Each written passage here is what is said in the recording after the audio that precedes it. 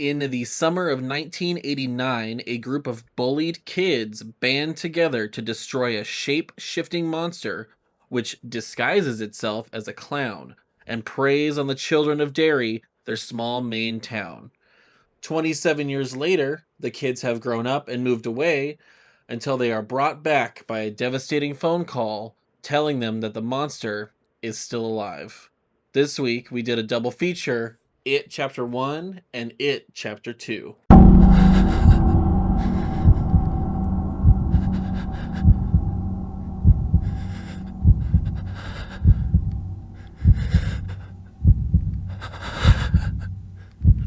Hello?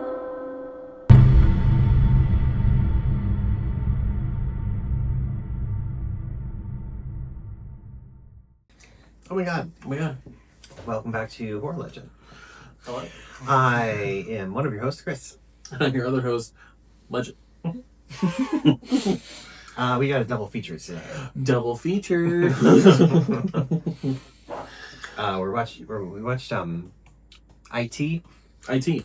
Yep. Yeah. Information technology. It's not what I was expecting. No, I was kidding. Yeah, I thought it was going to be way more technical. Yeah. We watched it. Yeah. Chapters 1 and 2. Yes, we watched It Chapters 1 and 2. The new one. Not the old one. Yes, the newer versions, not the miniseries with Tim Curry. Yeah. Which, Tim Curry is the best part of the miniseries. He's the best part of it. Is he scary? No. But he's camp, and I love it. And It's campy as fuck. Yeah, I really love it. Some of the things he becomes are creepy. Yeah. There is that one moment, I will give it, where the little girl sees him through the sheets, and then his face changes and he looks evil for like a second. Scary. That's freaky. Yeah, we did the newer versions. Yeah. So the first one came out 2017. It did. It Chapter 1, which many people didn't know was Chapter 1 until the credits rolled and it was like, Chapter 1. And I was like, obviously. Yeah. I know.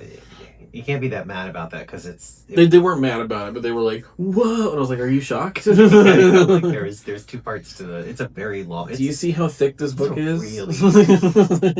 Really long book. So. And that's mine. I'm currently reading it because I wanted to actually commit myself to reading more, and I've never actually read the book, and I wanted to read the book. I have read the book before, but I don't remember it much. I did order one for myself also. So Yeah. we'll be So we probably won't be doing a lot of comparing to the book just because we haven't either remember it or fully read it. So. I barely remember the original miniseries too. I barely remember it. So. I remember enough I that I can go back to a little bit. Yeah.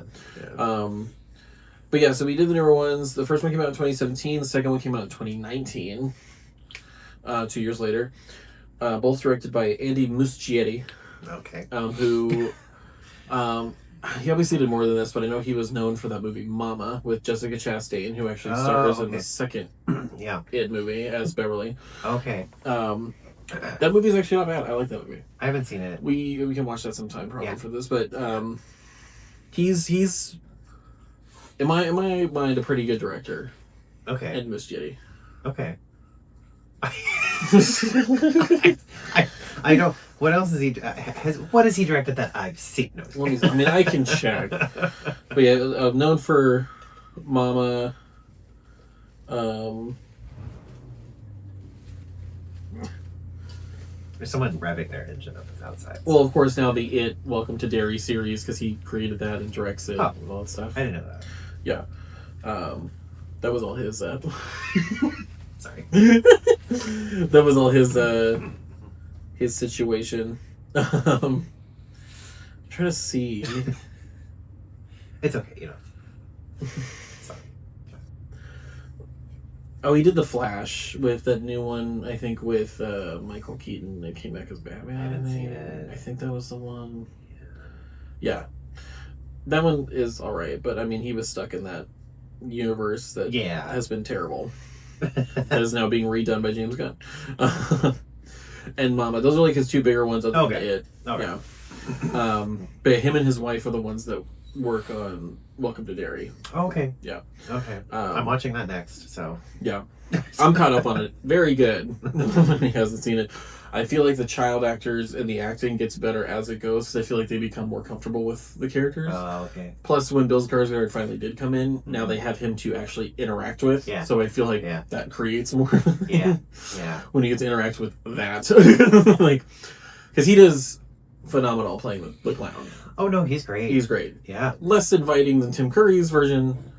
A little more, I'd probably second guess going near you. Yeah, he doesn't have like traditional clown look. He looks deformed and crazy. So. Yeah, which in the book he is described as having tufts of hair and all this stuff, and then a baggy. So I feel like his suit's a little more accurate to the book's version. Maybe.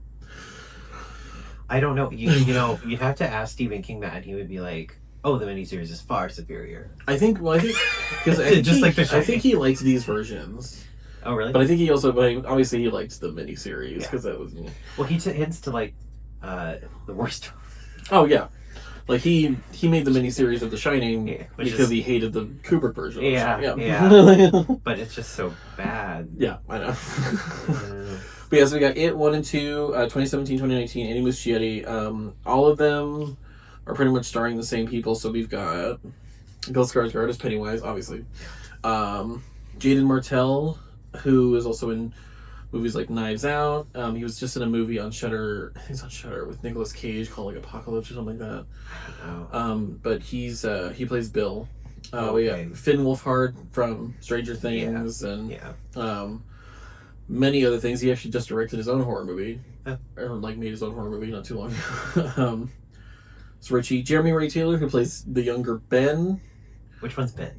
The bigger one. Okay. It's made up for being fat and all that stuff. Because it's the 80s. Truffle Shuffle. Yeah. I don't know what else he's been in. Sophie Lillis, who plays Beverly, and she was in that like Gretel and Hansel movie we still need to watch by Osgood Perkins, and she's been in a couple of other things. But she looked. Oh, she was also in Sharp Objects as a young. I think she played young Amy Adams in Sharp Objects. Okay. Yeah. She looked way older than the rest of the kids. She does. She seems a little more mature, I think, at the time. She just looks older, though. Yeah. She looks like a few years older than the rest of them, which is, Chosen... Maybe purposeful? I don't know. It might be. Chosen Jacobs, who plays Mike. The one black kid. The token black kid. Yeah.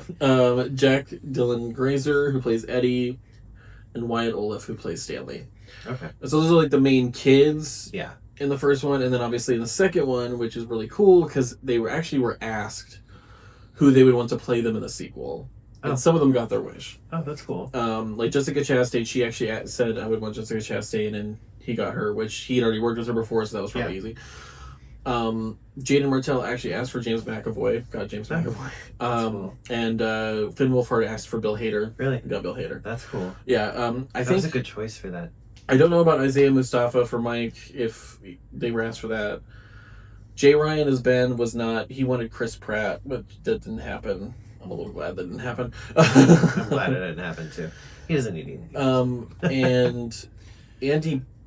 James Ranson plays Eddie, and then we have Andy Bean, who plays Stanley, and I don't think those two were chosen by the actors, but auditions and whatever. Not that Stanley's in it for that long. What? I mean, we've got other ones like Nicholas Hamilton, who plays like young Henry Bowers, the bully and stuff, and all that. But there's just a lot of people in this movie. Yeah. These movies.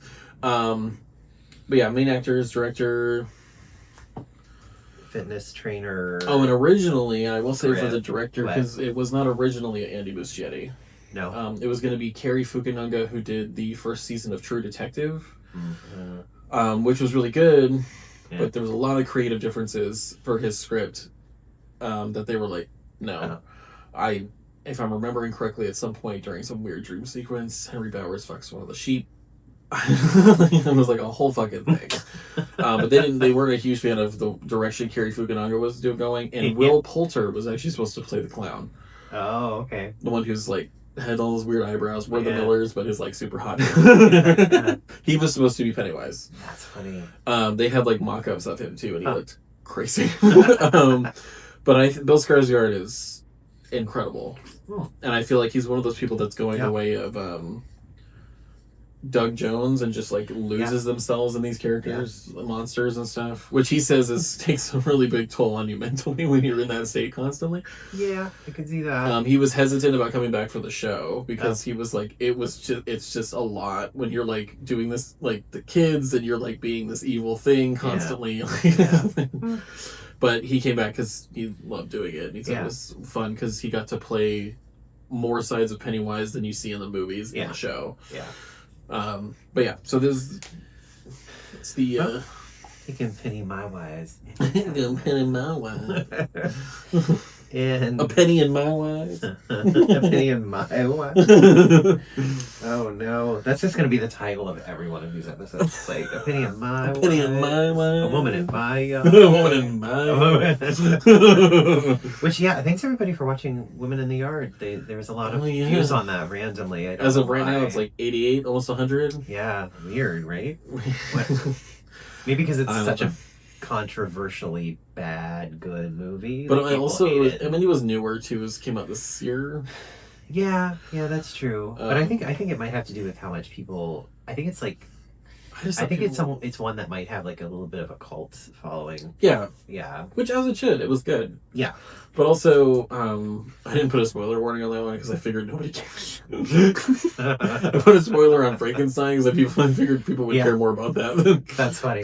And there's a book. Oh, it might not have anything to do with. I don't know how closely it followed the book, but yeah.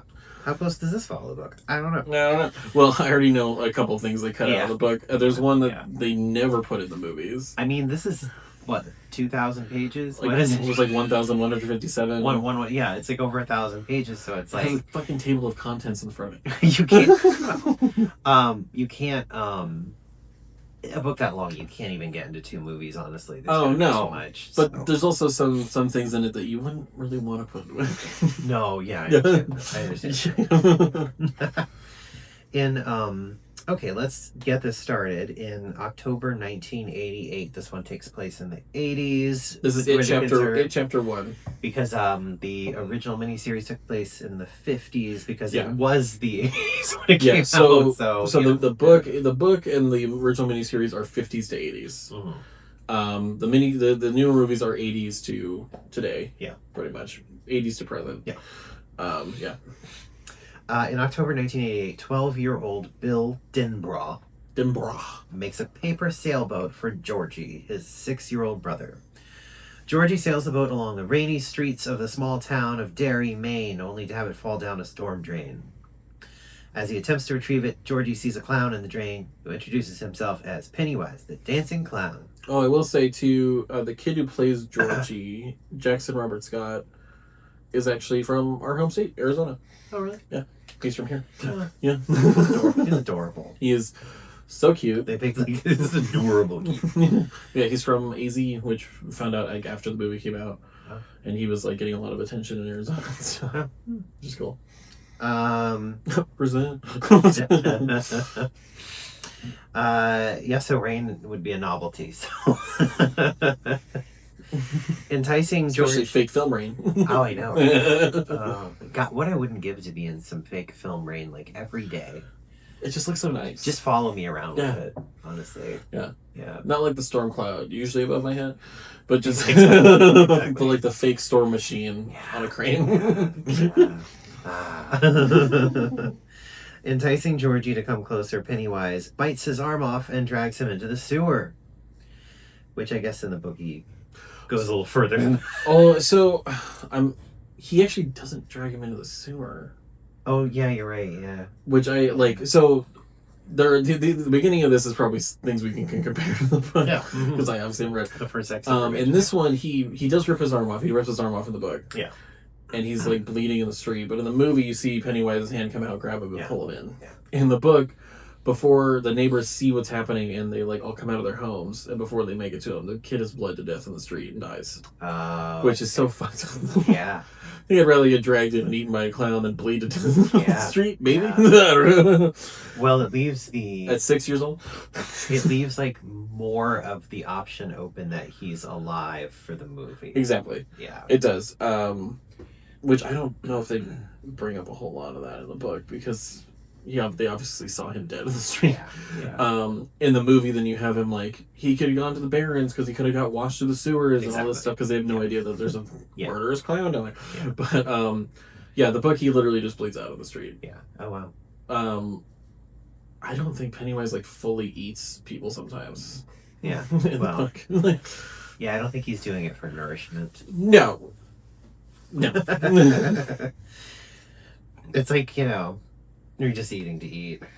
Just like bored, depressed. I'm gonna eat. Every 27 years, come out of hibernation. Right?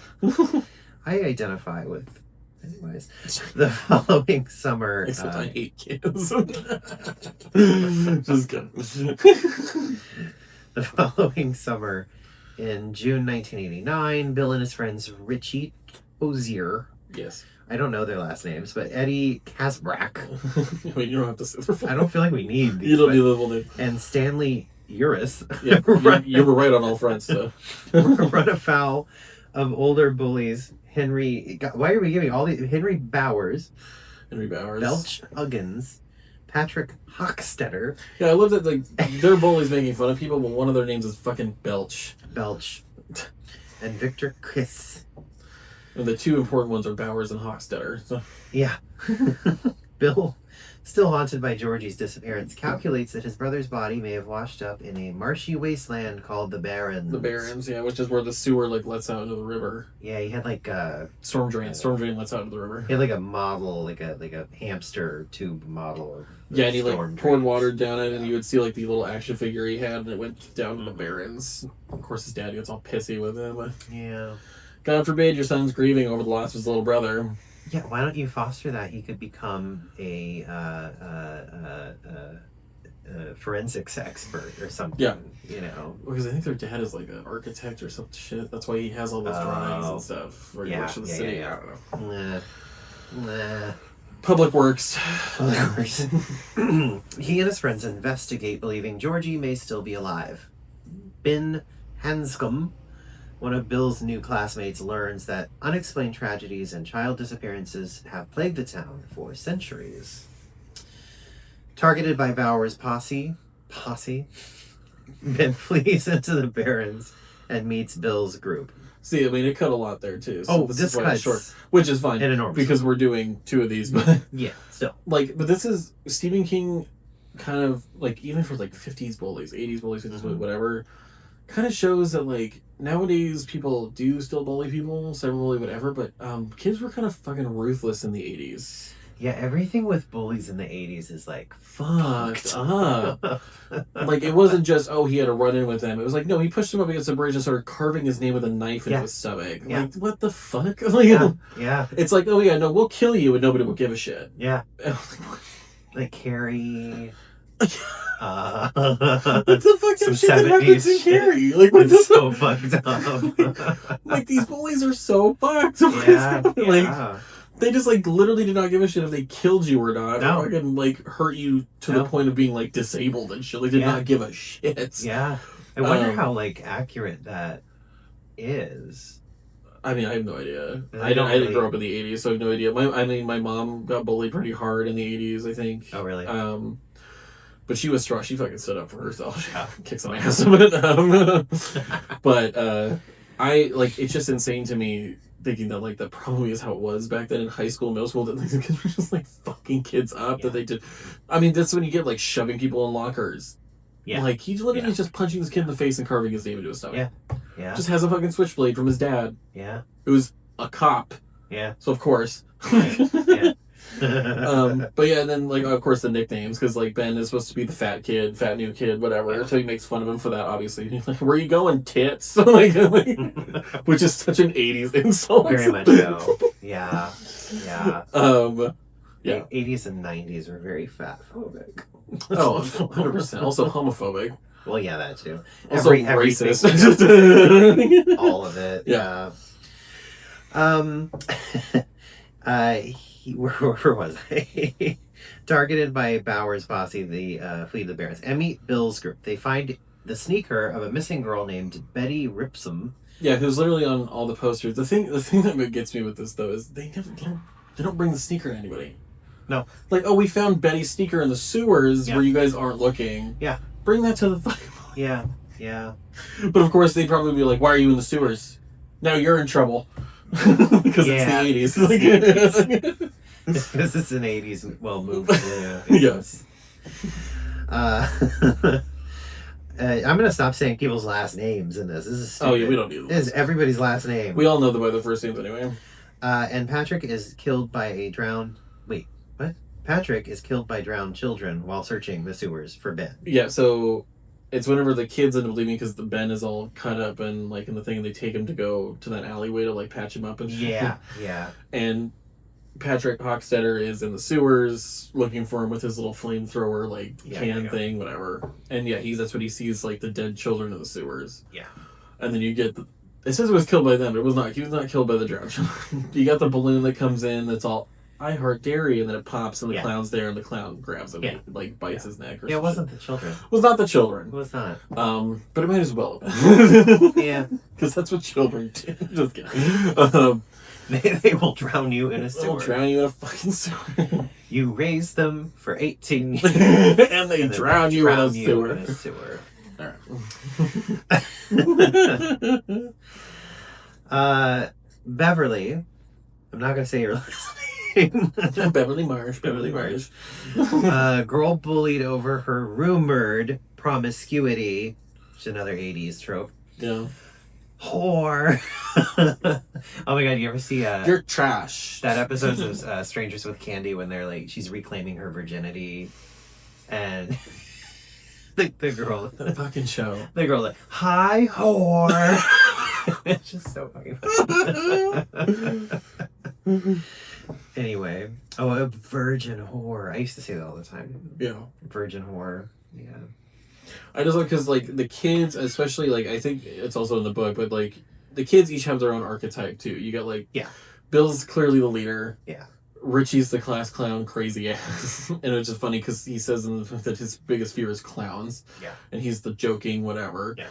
You have Eddie, who is the hypochondriac. Yeah. Whose mother turned him into a hypochondriac. A psychopath. I identify with that a little bit. Yeah. And Stanley, who's like the closed off, really nervous Jewish boy. Yeah. Who has all this pressure on him from his family and stuff because of like him going through oh god, when they read the Torah. Bar mitzvah. Bar mitzvah. Not bat mitzvah. That's bar mitzvah. Yeah, and he's got to read the Torah, so he's got all this pressure from his family. Yeah. So you have like all these archetypes which like work really well together. Yeah. Oh, and you forgot the token black kid as well. Token black kid. That's the other That's the last archetype. Yeah. Well, and then you have Mike, who really, if you think about it, is the muscle for it, and like knowledge. He's like the smart kid who's like kind of the strong one. Oh yeah. Because he knows a lot about the town because his whole family's lived in the town for like ever. Yeah. And then you have Beverly, the whore. The virgin whore. You have I don't even know how to describe like Beverly's character, but I feel like Bill's the leader, but she's like the glue that keeps them together. She is Bill may be the leader, but she really is the leader. Yeah, you feel like she's the one really. It's like keeping that them together. Girl behind the scene kind of thing. Where she's really the leader of all of this. I just the dynamic. She's certainly the smart one. Kids, the child actors, they play that dynamic very well all together because they plays off each other. Yeah. When you got Richie constantly making fun of him for being a weak ass, they're just constantly playing off each other. Yeah. Both Bill and Ben develop feelings for Beverly. Later, the group befriends orphan Mike Hanlon after rescuing him from Bowers. Because his parents died in that fire. Oh, yeah. I'm like, why do I not remember this? Yeah. That's why, because they skipped it, but before that, you have that scene where Mike is going to deliver the meat to, the butcher or whatever. Oh, yeah. And you see the hands of his parents coming through in the fire, and then you see the clown... Yeah. Obviously eating something in the back. That's a good... That was the scariest scene to me of both movies, for me. It's a really well shot scene, and then he comes back to reality when Bowers almost hits him with his car. Do you know what's kind of funny? Nothing scares me anymore in movies now. At this point, You're becoming me. I'm just watching it. I'm watching it and either being entertained or not. Yeah. There's still funny. like some things in horror movies that will scare me. Yeah. And like jump scares will scare me. Well, like jump scares will get me, but also like there are psychological ones that will scare me. Yeah. Especially thinking about the concept of what is happening. Yeah.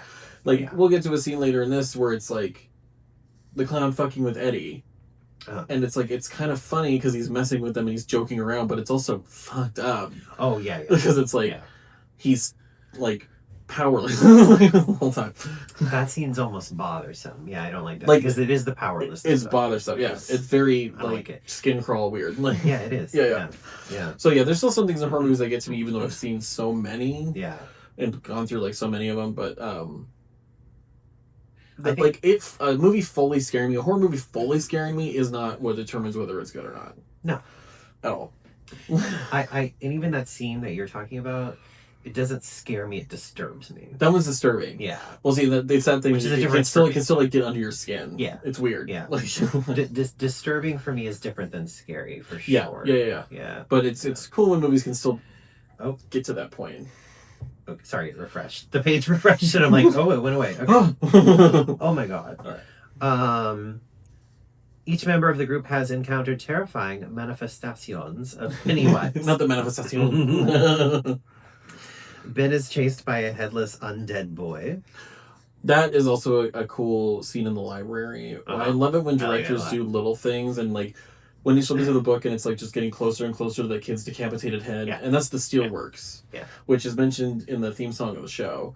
The Steelworks and the whole Easter egg hunt thing. Oh, okay. Is when you look in the background, the librarian's back there, out of focus, just like staring at him, smiling, and it's like does not draw attention to it at all. Isn't like there she is. It's like no, you have to notice it. Yeah, it's fucking creepy. I really love that. Yeah, it's kind of like watching oh shit, what's the name of the movie where oh my god, we just watched it. The bank lady. Oh, Drag Me to Hell. Drag Me to Hell. Where Octavia Spencer's just in the background. Where Octavia Spencer's out of focus, just like in the background like this.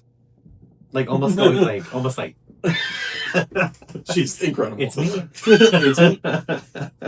I don't have a part in this. I'm the problem. I have no spoken part. I literally don't say one word. How much did she get paid to do that? Anyway. Was she super famous by that time? I have no idea. I'm thinking but like if she was and was asked to do it, I'd be like, this sounds fun. Oh yeah, totally. Fuck it. Like, extra money. Right? Be on set, fun, cool. Beverly is attacked by a sink that spews blood and only children can see. Oh god. They did a good job with that because that was in the original miniseries too, which I'm pretty sure exists in the book, but like the hair and like the hair grabbing her, just the sound of the hair pulling. Yeah, it's really good. The blood everywhere, and the dad just like doesn't notice because her disgusting, creepy ass dad. Oh god, I hate so much. Ugh, Jesus. See, that's disturbing. Yeah, that's like skin crawly disturbing. Yes. Eddie is chased by a diseased and rotting leper. That was also good. Which makes sense because of, his hypochondriac. Exactly. I swear, I'll keep going because I might mention Richie. What Richie's? Oh, it's mentioning all of them. Yeah. Although I don't see Richie, but Stan witnesses a disturbing painting of a woman coming alive, which was like a Modigliani. Modigliani, and like that's cool. What he modeled how the spirit of Mama looks in Mama. She looks like a Modigliani painting. Oh, cool. Creepy, weird, and like moves fast. It kind of looks very. Mama reminds me of like his version of what like of a Del Toro movie. Okay. It uses a little more CGI, obviously, but he still has somebody in like makeup and stuff. But it's like, the model for that is very Modigliani. Okay. Like type of painting. So I think that's why he used that in this. Yeah. For the painting of the woman and stuff sense. With the flute. Yeah. Speaking of Del Toro, I did watch Frankenstein again, and I don't usually watch movies like twice, especially that close together. But it's so. I could watch that as like a comfort movie, just having it on. So good. I don't know why I love it so much, but I do. Anyway. Incredible movie. Mike relives the moment his parents burned alive. Yeah, that was that scene. And a frightening phantom of Georgie haunts Bill. They don't get into Richie. Richie. Is that in a different part, or is that in this part? No, he said he's scared of clowns, but he doesn't actually have something specific go after him. Okay. Which is weird, because I think in the book yeah. and in the original miniseries, it's when they're in the movie theater, Richie has that werewolf come after him because he's scared of like werewolves and stuff. Yeah. And I think in the book, they do it in the second movie. But in the book, apparently he uses that Paul Bunyan statue to fuck with him constantly. Oh. Like, I think I saw somewhere that he, like, it's like stands outside of his window while he's sleeping and shit. Like, creepy ass shit with the Paul Bunyan because he hates that statue. Yeah. But I remember in the little miniseries, which was Seth Green, yeah, that he gets attacked by a werewolf in the bottom of the theater, which is Pennywise. I remember that now. Because he hates it, and then it turns into the clown, and turns into Pennywise. But yeah, it's that part I think is in the book where he gets attacked by a werewolf. Okay. Because they also, towards the end of this, have a mummy come after Ben. The mummy face come after Ben, which I think is also in the book, that he gets attacked by a mummy or something like that. The leper makes sense for Eddie because of the hypochondriac thing, and I mean, God, you could do anything for Bev at that point since her dad's a fucking creep. Well, yeah, I was going to say with Beverly, it doesn't necessarily make sense, but at the same time, it... Yeah. I will like to point out, it doesn't make sense for her worst fear to be something coming out of the sink, but yeah, I don't know. Well, and that is like, that's him just trying to freak her the fuck out. Yeah. Obviously, later on, he actually does use her dad. I just thought about all the blood, and when she talks about getting her period for the first time, and it disturbs her dad. That's right. Yep. I didn't put that together. You're still my little girl now. I think that makes sense now because he does use that trope in Carrie as well. That is true. He is kind of obsessed with menstruation, I think so. It's like a young girl becoming a woman. Yeah. And how a lot of people get like or see it as being really good. How Piper Laurie, the mom, and Carrie sees it as something fucked up, even though it's like a natural bodily thing. Yeah. And then the dad also seeing it as a weird, fucked up thing, even though it's a natural bodily thing. Like, now you're getting too old, but you're still my little girl, and it's like creepy. Like, I think that's like an intensified version of like what a lot of straight cis men think about their daughters going through a period. Yeah. Which, you know... Which I don't think Stephen King has... cis men with, like, a daughter. I'm not... We're not making any jokes. I'm not judging you necessarily. But I think it's Stephen King using it as a way to show... He does. Like, change in somebody, but then also how people react to that change in people. Yeah. Yeah, facts. I will like to point out, too, because they do show it at this point, on the TVs, it's always the same fucking show playing on the TVs. Yes. And it's that weird kids show with a woman in there, and if you listen to it closely, even at the beginning, because they make it obvious towards the end when Henry Bowers kills his dad. But if you listen to what it's saying, even in the background, it's like, come play in the sewers. Everybody has fun playing in the sewers. Yeah. Like, this is like so fucking creepy. That like all the adults have this on their fucking TV. Yeah. And don't even... Or may not see it. Yeah, no recollection. They're seeing something else. Yeah, exactly. You know, dubbing themselves the Losers Club, they realize they are all being stalked by the same entity, which they refer to as It. Yeah. From Ben's research, they determine that it appears as their individual worst fears, awakening every 27 years to feed on the children of Derry before resuming hibernation, and moves about using the sewer lines. Which all lead to, this is a very long sentence, which all lead to an old stone well hidden under an abandoned house on Niebolt Street. Yeah. Beautiful house. Niebolt. I kind of want it. Well, and then even in the show takes place in the 50s, and it's still run down and abandoned. So I'm assuming it was built maybe in the early 1900s or the 30s, because the show's going to keep going back. It looks Victorian. Yeah, Victorian, and they said that the well's been around since colonial times. That the well house has been there since colonial times. So they built the Victorian house over the colonial well. Which, when you see paintings of the well in the movie, like one of the paintings you see is literally a woman standing outside of it holding her baby outside the well. Yeah. It's like, okay. But yeah, the well's been there since like colonial times, and then the house was built over the well. Yeah. It was the well house, and the house was built over it, and whatever. I would never buy a house built over a well. No. Because it never ends well for anyone in any movie or any real life haunting either, because the Conjuring house built over a well. The ring, she fell out well.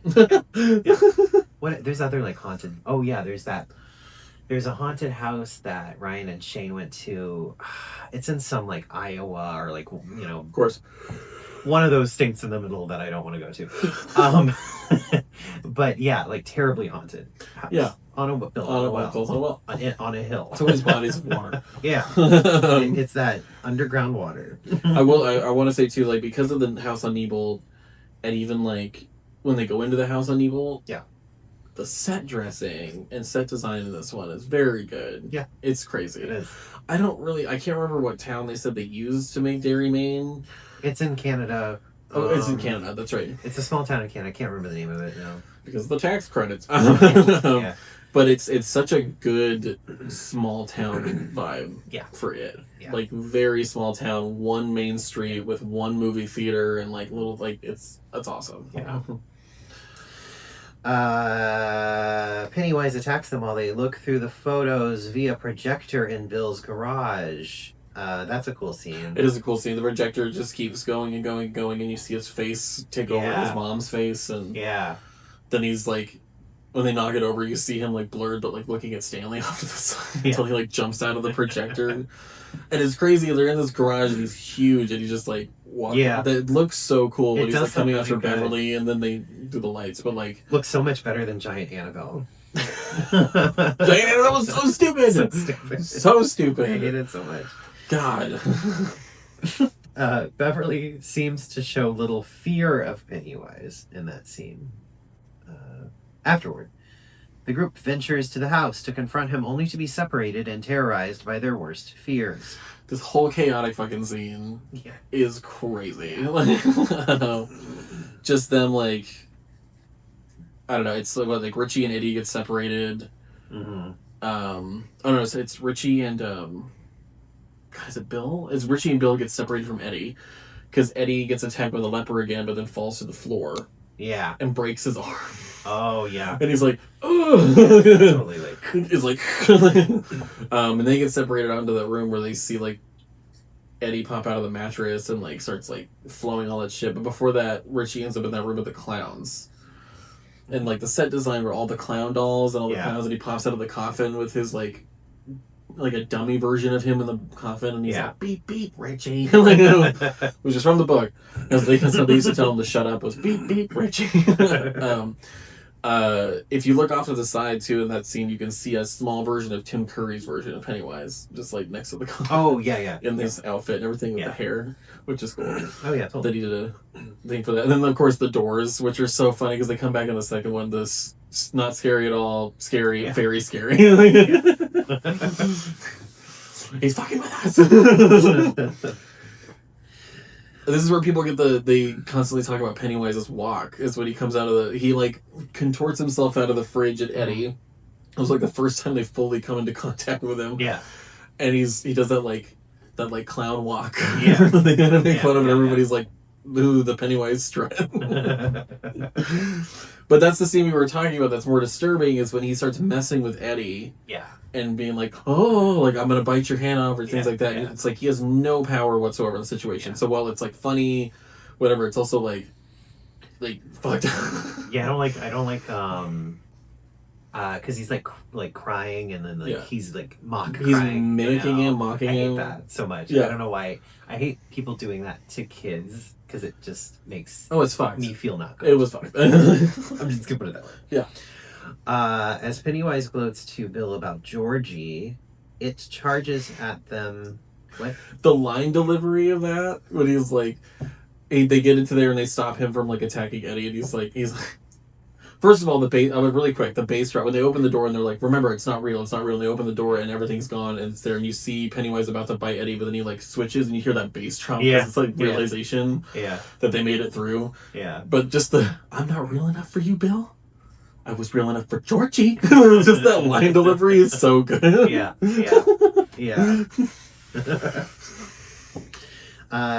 It charges at them, but Beverly stabs him in the head with a metal spike, forcing Pennywise to retreat after he scares the kids and injures Ben while injured itself.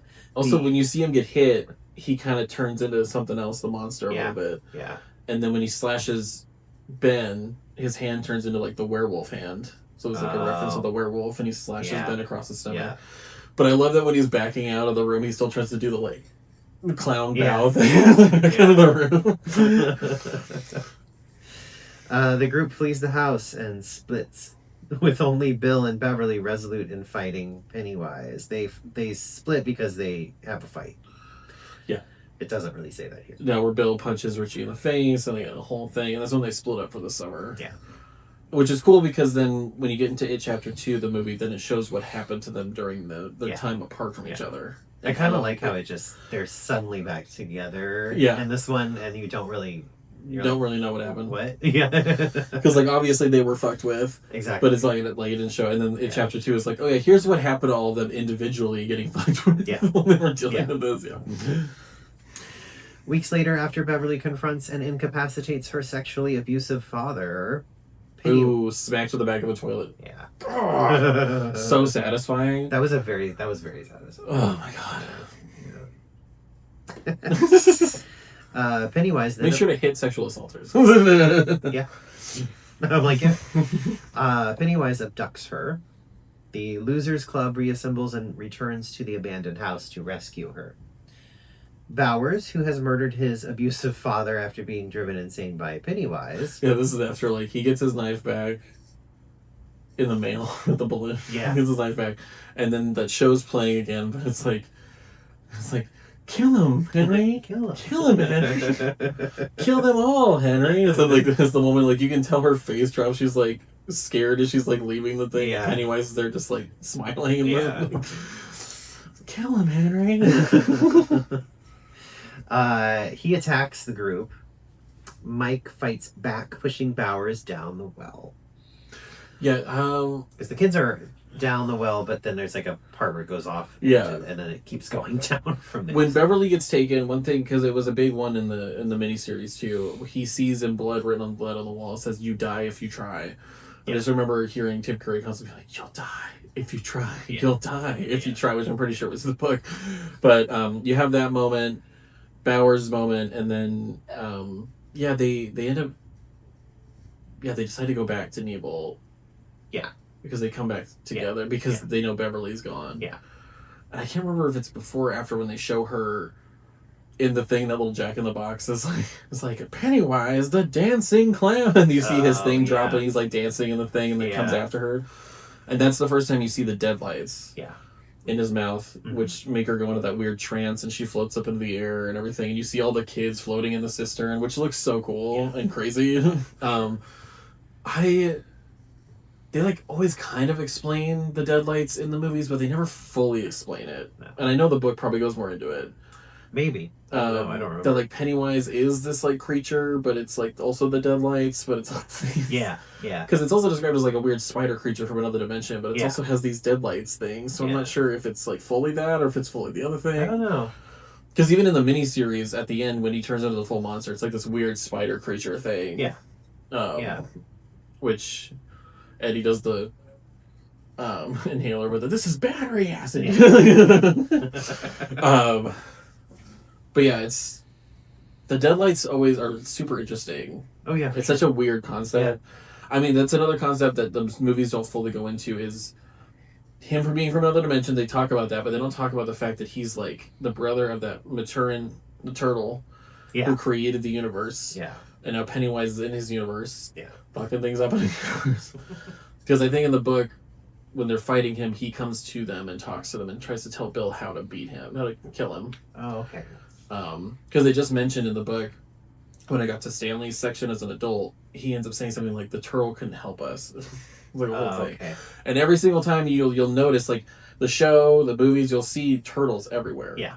So it's like the turtle's there protecting them. Yeah. Kind of. Like, kind of. Like. I think it doesn't get into it just because it enters a realm of fantasy. Oh, full-on fantasy. Full-on, like, fantasy of, like, oh, this giant turtle with elephants on its back holds up the universe and created the universe. Whatever, like... Terry Pratchett as well. Discworld. It's really interesting, but yeah, they don't fully go into the book... in the movies, and then the other thing they always leave out from the book, which I won't mention now because I think it's in, like, the first or second half, is... the orgy scene. Yeah. Where the kids literally have an orgy with each other and all of them just like have sex with Beverly. Because it was supposed to be Stephen King showing how much they've grown or changed or like something. But it just left I got the book and they were like, he's like, there's a scene where she gets like run a train on her, and I was like, yeah, I'm aware. That's like the one scene they leave out of the movie. Yeah. Because it's not needed for the movies. No. And nobody wants to see a bunch of kids have sex with each other.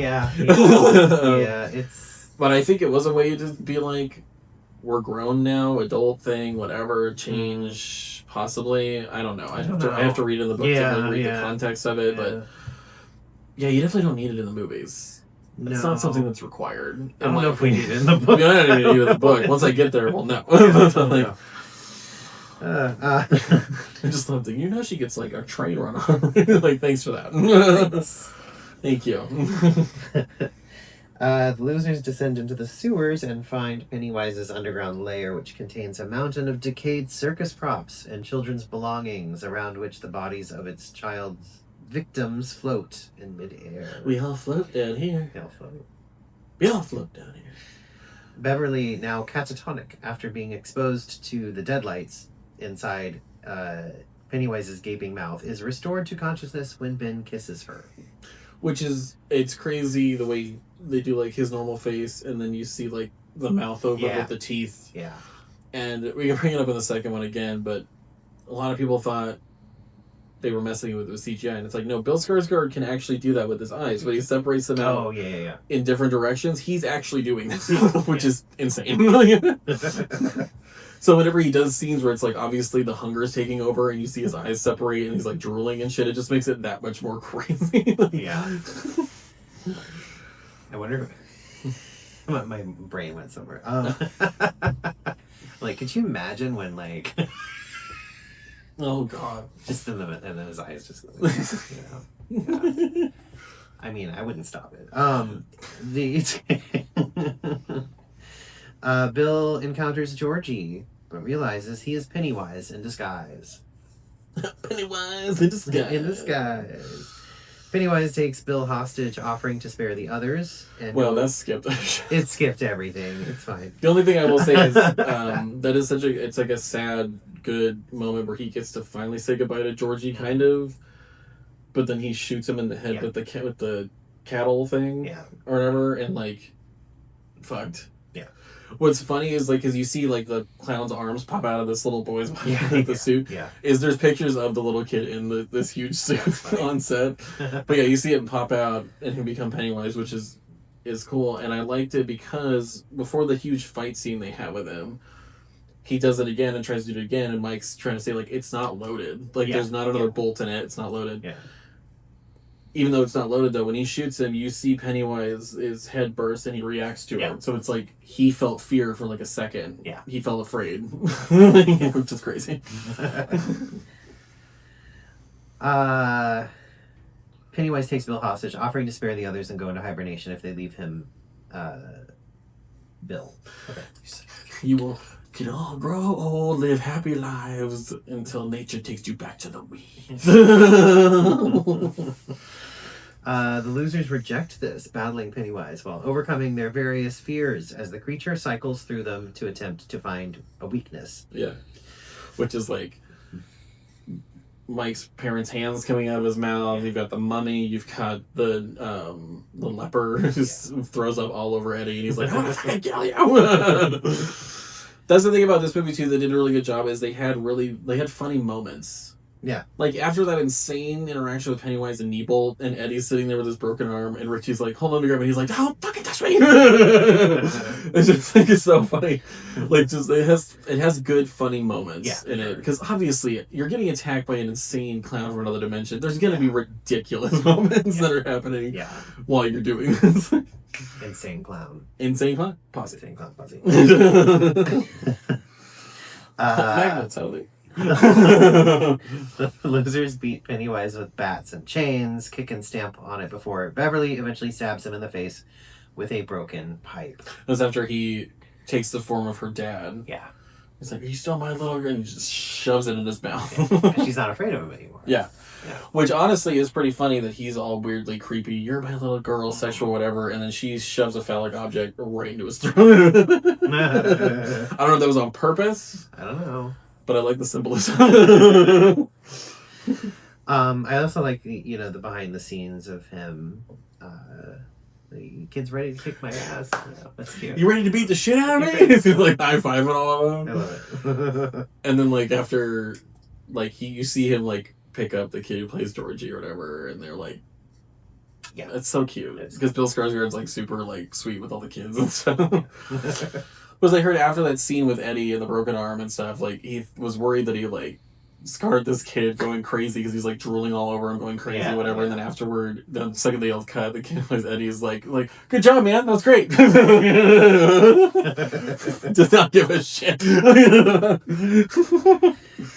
Pennywise retreats before falling backwards down a well into the darkness of the sewer. Bill finds Georgie's blood-stained raincoat, and the group comfort him as he cries.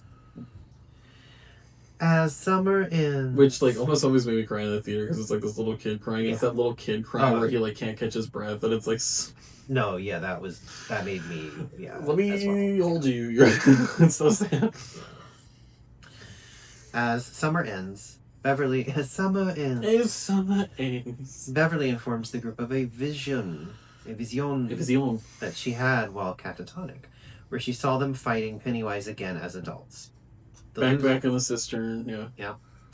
The losers swear a blood oath that they will return to Derry as adults if Pennywise returns. They cut themselves way too deep for that fucking blood oath. Oh my god. So they don't show it in the first one. When they go back to it in the second movie, and they show the glass cutting into the hand, it's like so deep into Stanley's hand, and I'm like, you at least need stitches for that. Like, that's insane. Right? And they're like, we still have the scars. Yeah, no shit. How deep that cut was. Of course, 27 years later, you're just looking at that scar there.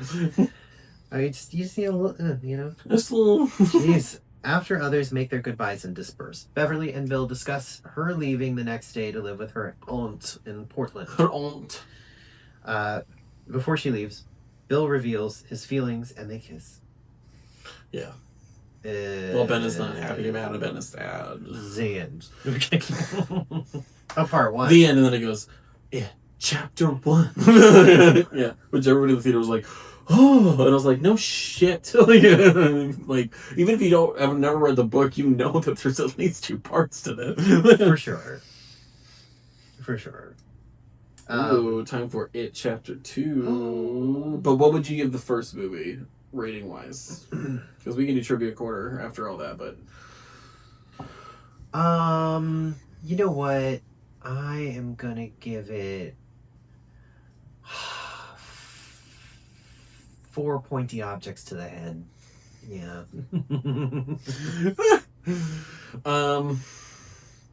Yeah, I would agree. I would say 4, probably 4 broken arms falling through the floor. For comically broken arms. Yeah, no, the first one's very good. Yeah. Very good. The kids do amazing. What I heard too is because Finn Wolfhard was still doing Stranger Things, obviously, and season 2 was being filmed after this. Yeah. That the Duffer Brothers had to talk to Eddie Muschietti because they're like, great, thanks, because now he's on set just being this foul-mouthed asshole. Just he got to curse everywhere in it, so now he's just doing it constantly as this little kid. Yeah. Well, Stranger Things has been on for 35 years now, so it's not wrong. It feels like it. I will tell you the first part of the new season. If you haven't watched really it, good. I'm not going to spoil anything, obviously, but it's incredible. It's really good. There was one season of it that kind of started losing me, and it might have been the one before. Third one. I think it was the third one. The third one was the Starcourt Mall. That started losing me. I liked it, but it kind of felt like it was getting a little mind flayer repetitive. Mm-hmm. And then they really brought it home with the fourth one when they introduced Vecna. Yeah. And Eddie, because Eddie. True. Oh, he's so hot. Yeah. But the fifth one is going insane right out of the park. Super good. So good. Yeah.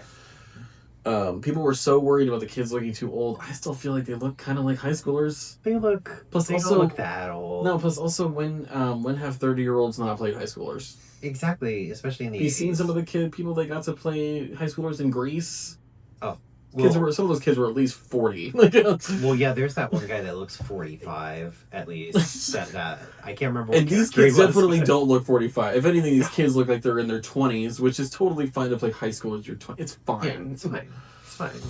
Who gives a? I don't care. They had to like stop. I think because the writer's strike and stuff. So like it got pushed, and it's still really well made, really amazing, and it was amazing to see people like Winona Ryder getting work again. I love her because she kind of so got blacklisted after that whole shoplifting thing. Yeah. Which I saw that article is like she got blacklisted a little bit in Hollywood because of it. Was going through the court, but every time she went to court, she was dressed in a crazy outfit, and the person she robbed, which was Marc Jacobs, was like one of the things, hired her for a whole campaign after that. Yeah. So he was like, she's fabulous. Yeah. And they like became friends and shit. Yeah. I mean, she is. Winona Ryder is incredible, and she was told in the 80s, and she does this interview with David Hopper, where she's like, I'm going to auditions, and they're telling me I'm not pretty enough to do anything. Yeah. And he's looking at her all crazy, because obviously he was one of those people that had a crush on her in the 80s. And I'm like, are you fucking serious? Like, I'm gay, but come on. She's gorgeous. Winona Ryder? If Winona Ryder, especially young Winona Ryder, came up to me in the 80s, 90s, was like, let's do that, and I was an adult, like, hell yeah. You should definitely watch. Like, not even just Beetlejuice. You should all watch her Hot Ones episode because it was really good. She talks about. I need to watch that still. Talking with or working with Tim Burton and some other things like that. I love her so much. Just like how she would just absolutely dive right into anything with him again, just because she really loves him as a director. But well, and she was in Beetlejuice. Beetlejuice came back for that, which was really good. Yeah. It felt like his old shit again. It did. It did. Yeah, I need more of that. Yeah, I know. And I need more of her in things like that. Yeah. And like Jenna Ortega is kind of like a young her. Yeah. She was talking about like. And they're dynamic together. She's just so good. A story about hanging out with her. Yeah. But yeah, Jenna Ortega is sort of like the new. Sort of like the new Winona Ryder. Yeah, Winona Ryder's just she's incredible. But she's incredible. Is it time for trivia? We do trivia. We do trivia for the first one. We do trivia for the first one. Okay. Yeah. We do in the middle trivia corner.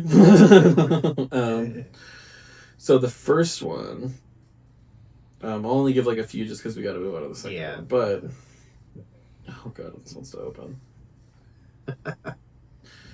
We love it. Or we can continue. Stupid piece of shit. No, I don't want to rate your website. Yeah, hang on here. 1 star because I want to open shit. Okay. Oh god. So Pennywise does wear fake teeth, obviously, because Bill Skarsgård's teeth are not that fucked up. But apparently it made him drool profusely, is what because of the way it fit in there. Yeah. So that's why they went with it a lot. Just go with it. Yeah. Just go with it. But so like all of that is actually him drooling because the teeth made him drool, which is crazy.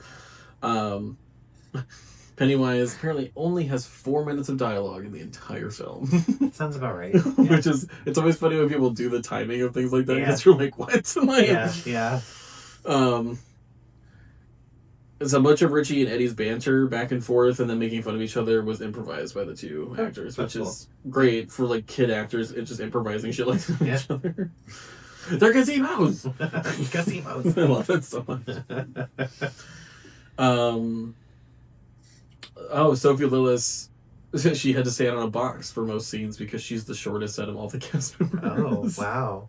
That's funny. She was only 5 feet tall. Huh. Because she looks taller than everybody, but if you do things in perspective... Yeah. I mean, that's how Peter Jackson filmed all the Hobbits and Lord of the Rings was perspective shots. Yeah. I just think it's funny that they did that. That's hilarious. I mean, like, for The Hobbit, it makes sense, because they're little, like, they're all supposed to be tiny people, but... Like...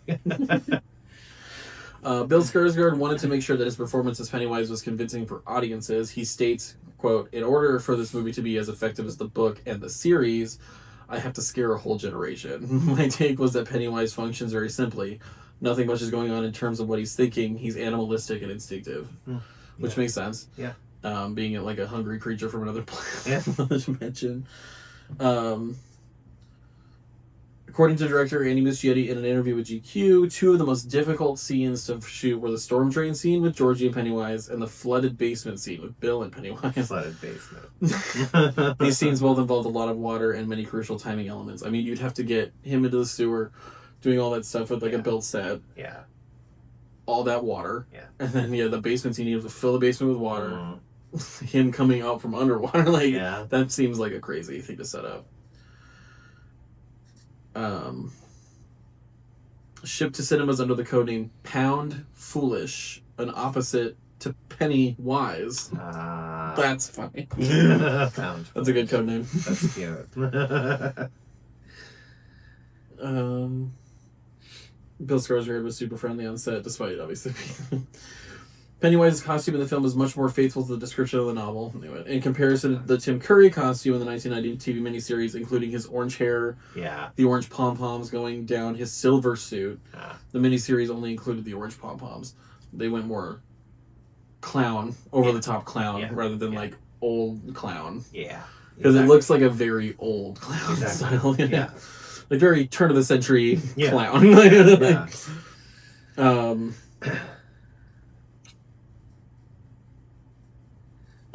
Well, I will say this next one is longer, so okay. Yeah, maybe we'll.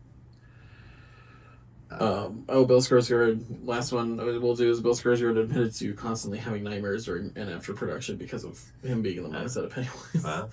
That's crazy. Yeah. But yeah, just like small trivia there for like small things. Now, It Chapter 2. I don't have to read the cast or because we already did that. But this one came out 2 years later in 2019. Yes. And we will do the synopsis after this commercial break. And now it's time for It Chapter 2. 2, Electric Boogaloo. The Revenge. The Revenge. The Revenge. I mean, Part 2. In 2016, 27 years after its initial defeat, Pennywise the Dancing Clown returns to Derry, Maine, killing a man named Adrian Mellon. Wow, so that skips that whole thing. Which, I mean, we almost had to do. After he and his boyfriend are brutally assaulted by homophobic teens. Yes. Yeah, I will say the opening of this, which is also the opening of the book. It's rough. Except it's more, 80s than whatever. It's fucked. And I remember you told me the first time you tried to watch this movie before you watched it with me that you had to turn it off at that moment because it was just... it's really intense. I didn't watch it, though. I didn't watch any of the movie. It was like 10 minutes. It's really intense. I mean, you're watching a gay guy get beat the shit out of in front of his boyfriend and thrown over a bridge, which does happen in the book. They beat the shit out of him, they throw him over a bridge. And they're like, we didn't mean to kill him. Bullshit. So it goes way more into it in the book, obviously. And they were actually coming out of a bar called the Falcon in the book, which became a gay bar for the town. And not the Carnival. And it goes into their whole backstories. But yeah, the scene in the movie is very messed up. Kind of really shows you when not to get too far into it, but there was this girl that I worked with who was like, if you like It Chapter 2, then you're homophobic and you're racist and all this stuff. And it's like, I don't think people understand what it means to have villains. And villains are not going to be these woke people. And it's a creature that feeds off of fear. And homophobia and racism are rooted in fear. So, of course, if most of the town is like that, it's going to use that against people to make them angry and create fear and create chaos. Because that's what it does. I think that some people don't have a distinction in their minds between portrayals of, someone doing something horrible and it shining a light on that behavior rather than it being supportive of it. It's not being supportive of it. It's showing you how terrible people can be. Yeah. It's like, again, it's like, I mean, we talk about, like, irony is not really seen well today. Like, if anybody did Strangers with Candy today, it would not go over well. No. And the whole point is that Jerry Blank is a fucking terrible person, and we're showing how ignorant people can be by having this character. It's not supporting that behavior. It's just making fun of it. Yeah. To show you how stupid these people are. Yeah. Michael Scott in The Office, the entire cast of It's Always Sunny in Philadelphia. These are not supposed to be good people. And I think it's interesting because, like, I talked about this in the last one, but or some episode we did. Yeah.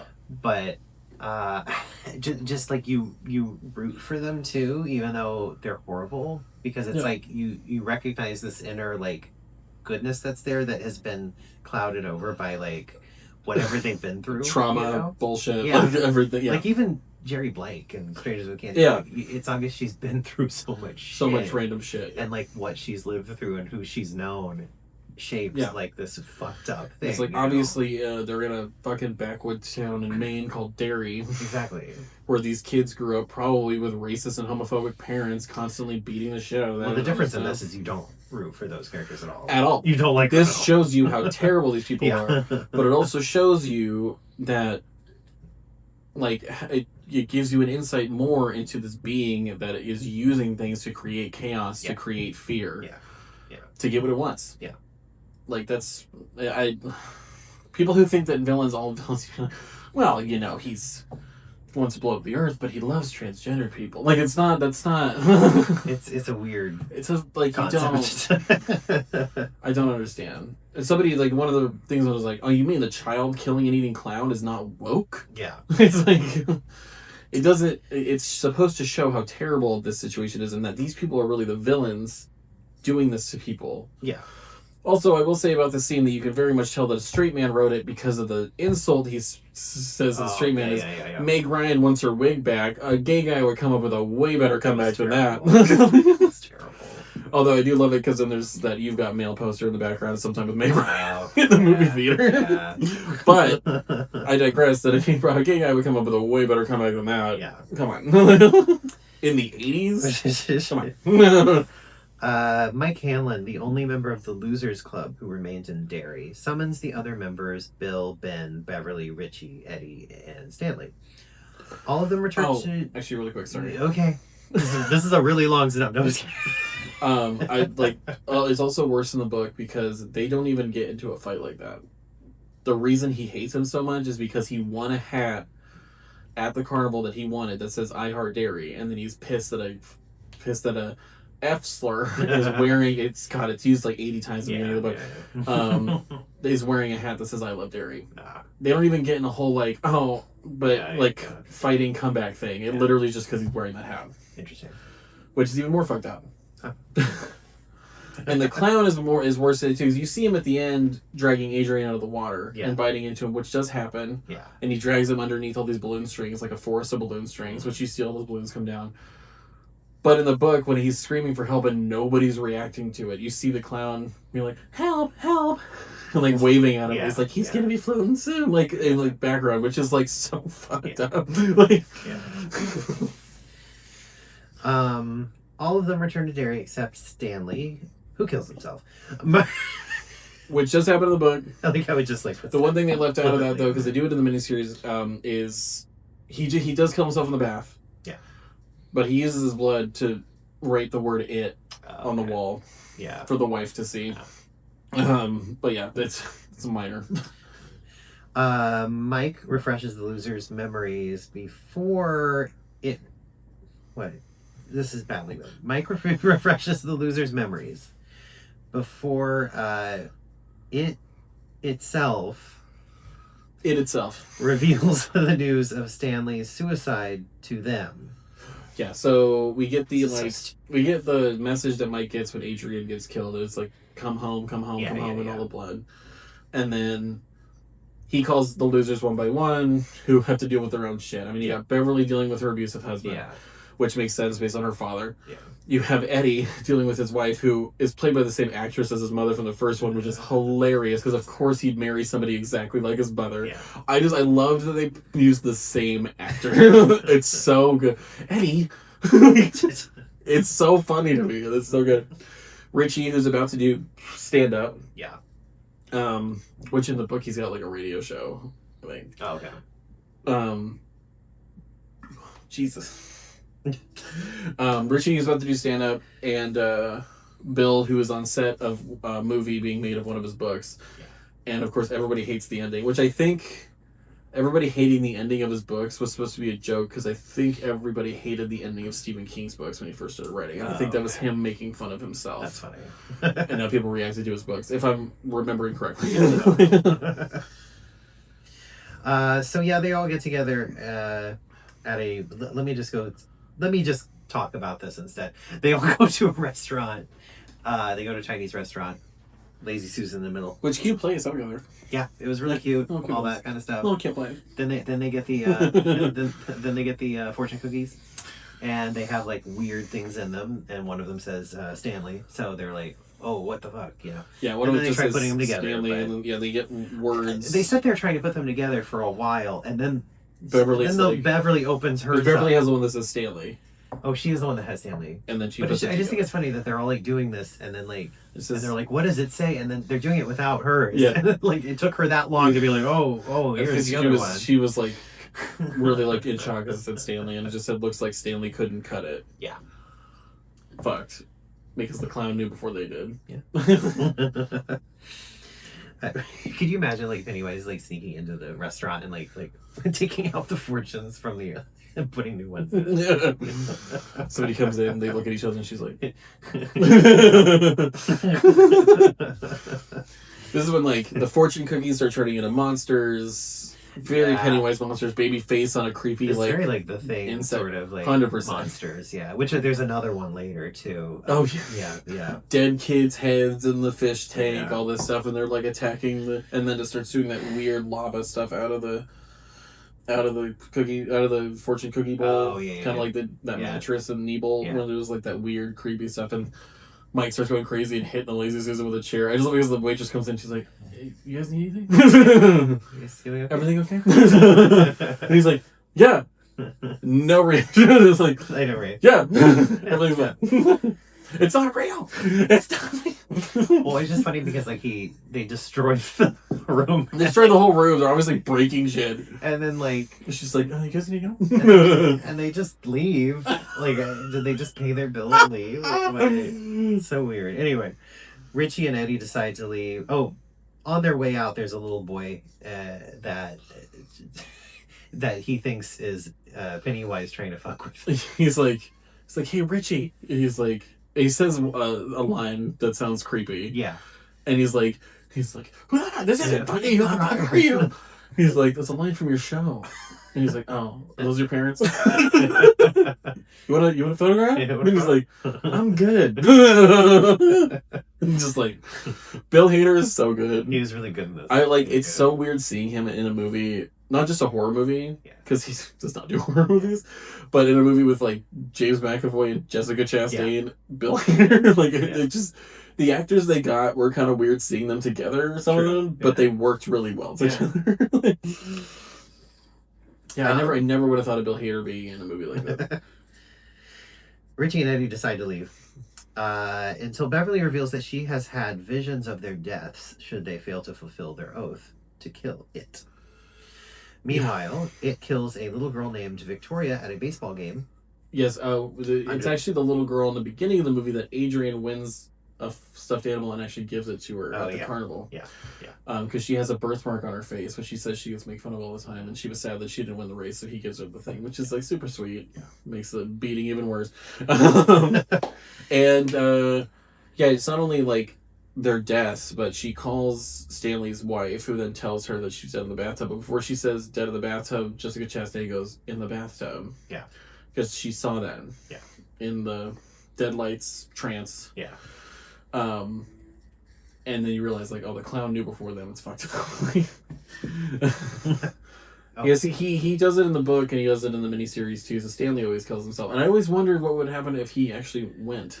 I don't know. With them. Guess we'll never know.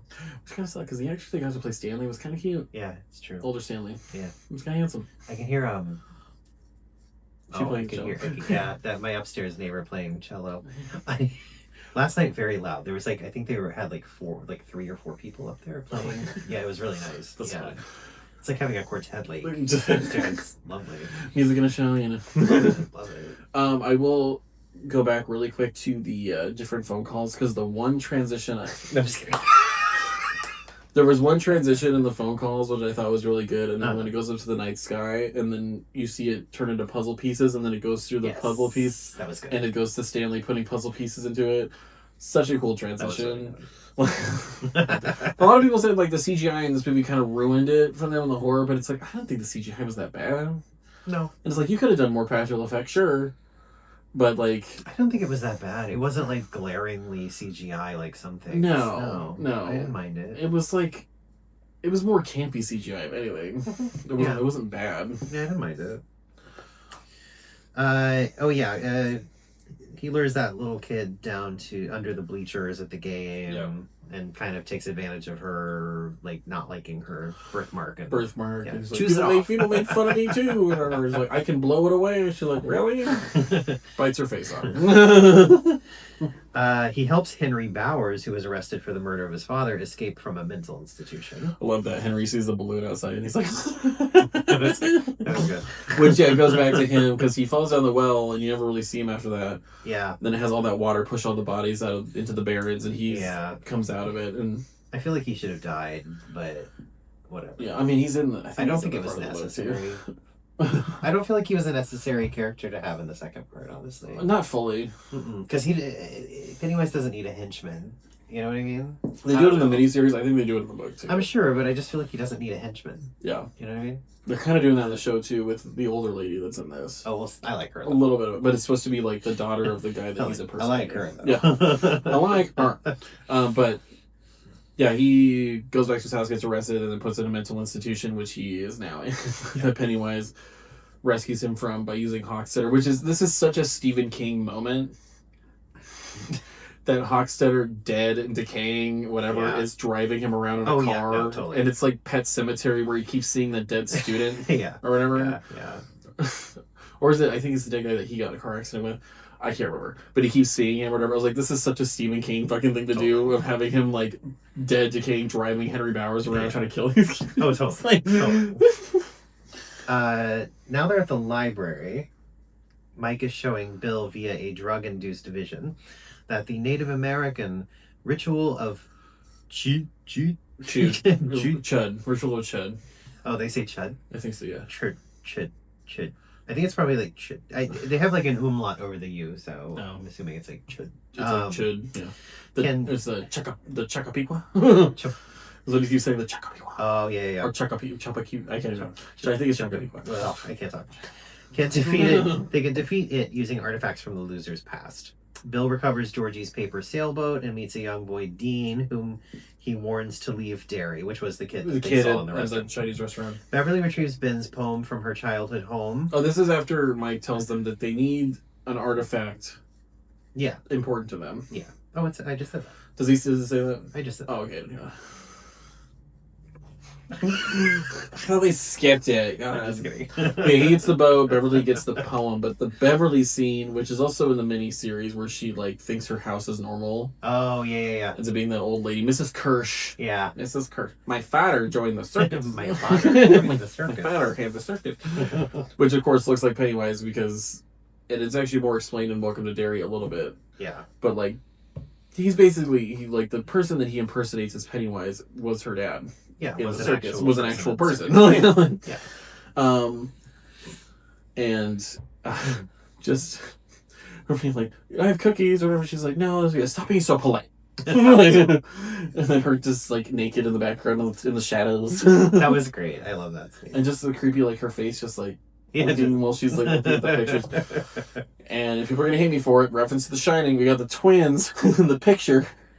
For The Shining. Oh. With those twin girls, they think it's a little reference. Oh, that's funny. Probably. Beverly retrieves Ben's love poem from a la Amelie from a tile under. It just reminded me of that scene from Amelie where it's shooting from the place behind the tile. Like an Amelie, yeah. Yeah, it has that great sound. That yeah. You know. But how creepy is that? You're in this house, you're getting this thing. My favorite movie. Amelie.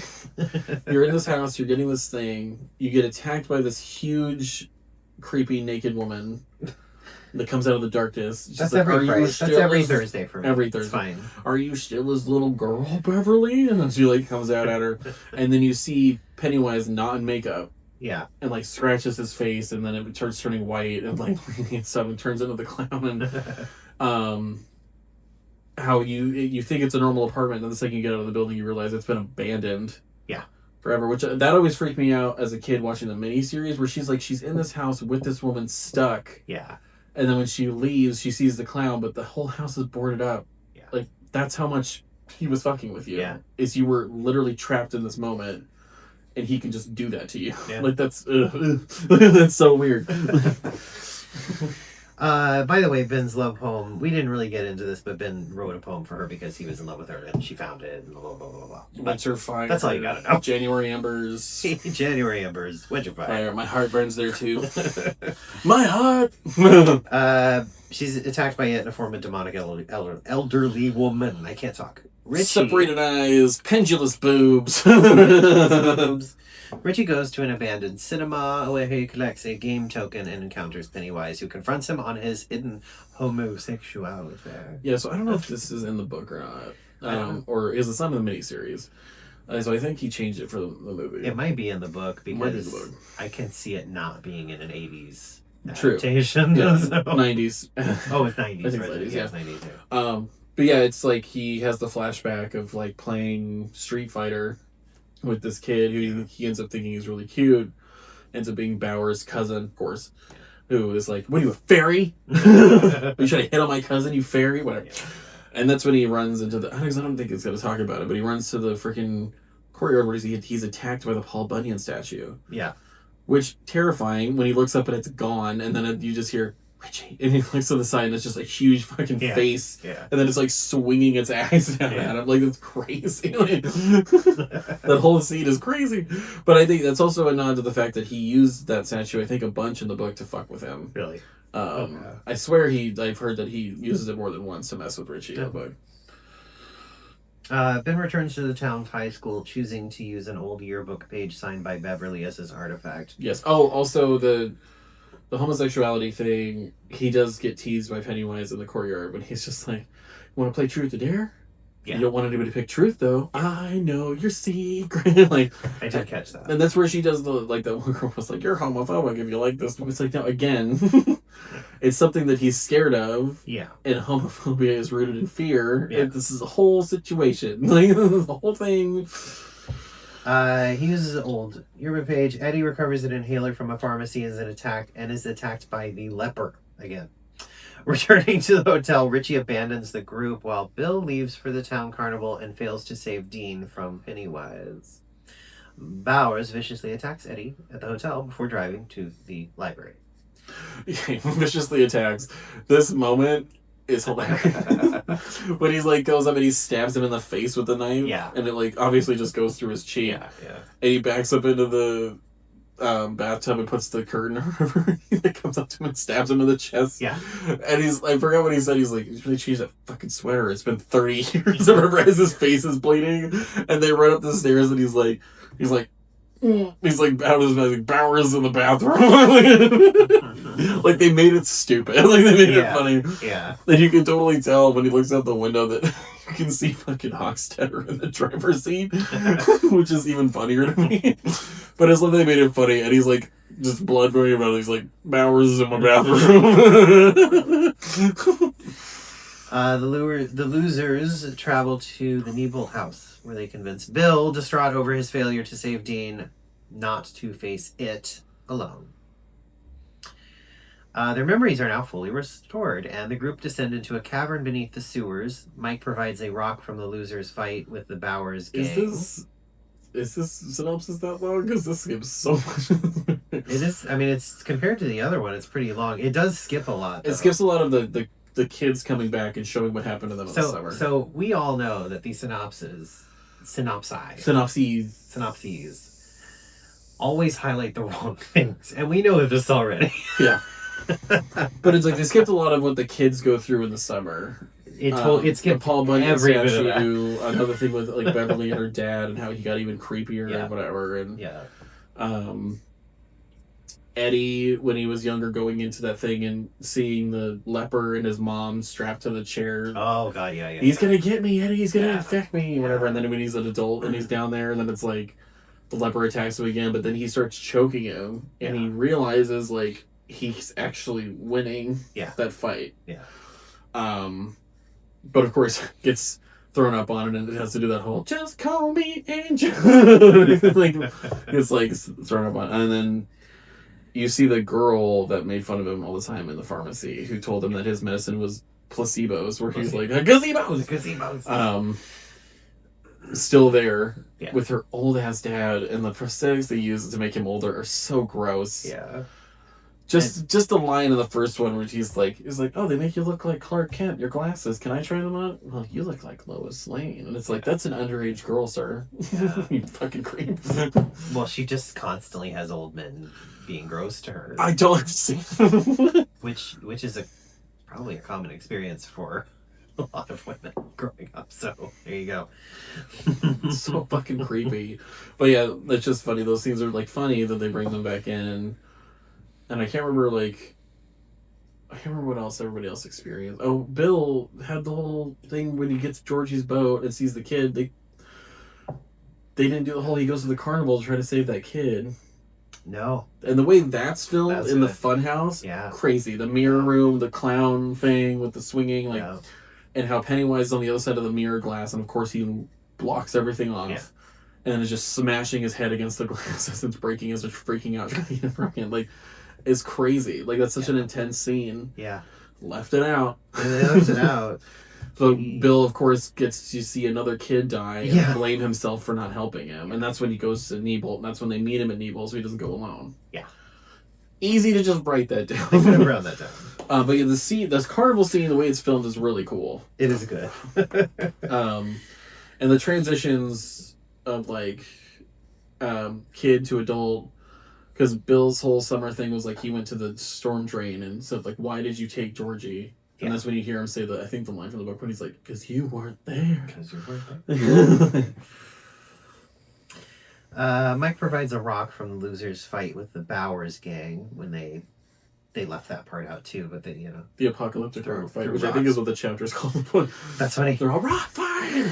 They performed the ritual using the artifacts and the remains of the meteor that brought it to Earth. The ritual fails as it emerges as an enormous Pennywise spider hybrid. Yeah, so you see the deadlights come down when the cave that it's in looks like it's alive. Yeah, it looks like a mouth. Like which is crazy. Yeah. But the deadlights come down into the thing, but then it pops out as a red balloon, of course. Yeah. Huge red balloon that pops in, like, disorients all of them. Yeah. And I love, because, like, in the original, he looked like a crazy, like, practical effects spider. Yeah. In the movie. In this, the way they made him look is awesome. Yeah. It's like really half clown, half spider. Like half spider creature with, like, the talon things and, like, the way he's running through the cistern and stuff. Yeah. It's crazy. The enormous Pennywise spider hybrid and pressures Mike into revealing that the ritual killed the original native performers of the ritual. Yeah, he scratched out one side of it. And that showed how they got him into the thing, but the second he got in, all of these spikes come out and just kill all the Native Americans. Yeah. The Chacapiqua. And then, somehow I don't think Pennywise was responsible for killing all the Native Americans. Definitely was not just him. That was not just Pennywise. Because white people are just as bad. It attacks the losers and places Bill, Ben, and Beverly in individual hallucinations. It doesn't say what they are in here, but Beverly's, because Beverly's is her being trapped in that restroom stall, and having all the people that made fun of her. Bowers, her dad, that one girl, just like constantly opening the door, like, "You're a loser," like laughing at her, whatever, and the clown filling up with blood. Yeah, they didn't bring blood again. Blood again. Yeah. They didn't talk about it, but the clubhouse that they had during some of that Ben built for them, that they have scenes in this one. It's underground. It's underground. He gets thrown into that, Yeah. and it starts sinking into this, whatever. He's like, always be a fat boy. The clown. And he's like, what was the good of all those push-ups? You'll always be a fat boy. Because he's just using everything. Eddie and Richie get separated. Oh no, Bill gets thrown into the water, and then he ends up in the basement where he's seeing himself and Georgie, and Georgie's like, you lied and I died, or whatever. And then he has to kill Georgie. And he again. And he has to kill himself. Yeah, he'll kill himself. He's not scared of this, and he kills himself with the cattle prod thing. And then Richie and Eddie end up in the not scary, very scary, scary, little scary. And he's like, it's the opposite. He's fucking with us. Whatever. And then they open it, and it's funny because the first movie, you see the top half of Betty Ripson being like, where's my shoes? Yeah. And then her bottom half's missing. And in this one, when they open the door, it's her bottom half is skipping towards them. Yeah. Which is like, have you seen my top half? And he's like, he's not fucking with him. And I love it because he's like, well, he takes the form of whatever. So, like, what if I said I'm, like, scared of, like, Pomeranians? Whatever. So when they open up the not very scary door, there's a Pomeranian sitting there. Yeah. And he's like, I know your moves, you little bitch. Bill Hader was so good. But then the Pomeranian turns into a scary thing. Huge monster. Monster Pomeranian. He's like, I know your moves, you little bitch. But he's like, sit, and it sits, and he's like, oh, okay, that's kind of cute. He was really good in this. He was so good. He's such good comedic timing. It's so good. But then they all end up back in the same cistern. They all escape once Bill realizes his guilt over being indirectly responsible for Georgie's death, and Beverly realizes again that Ben was the one who wrote the love letter for her. Yes, Beverly and Ben, she realizes he's the one that wrote the letter, and she ends up pulling him out of the dirt because their things are facing each other. Yeah. Which is a really cool scene. Yeah. Really cheesy with the whole letter and the poem. But it's the way they filmed it and the way they did it was really cool. Yeah. With like the blood and falling out and her pulling him out of the dirt. Yeah. It's a cool way they filmed it. Richie is made catatonic by it. You're a sloppy bitch.